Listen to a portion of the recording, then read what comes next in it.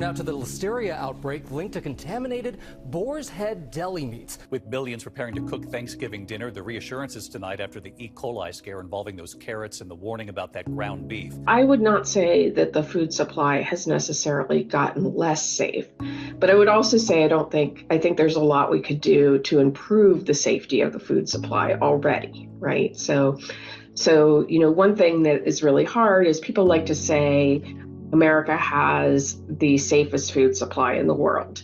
That's a relative term, right? And that doesn't mean that the food supply is safe. Food comes from the ground or animals largely, so there's always some risk associated with it.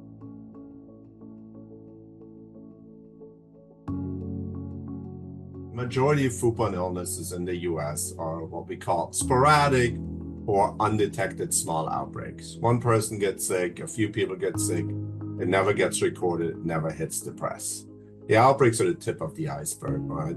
Now, the tip of the iceberg sometimes is difficult to find, so the number of outbreaks one sees, and more importantly, the number of outbreaks that end up in the press where the general population sees it, can vary tremendously from year to year or season to season.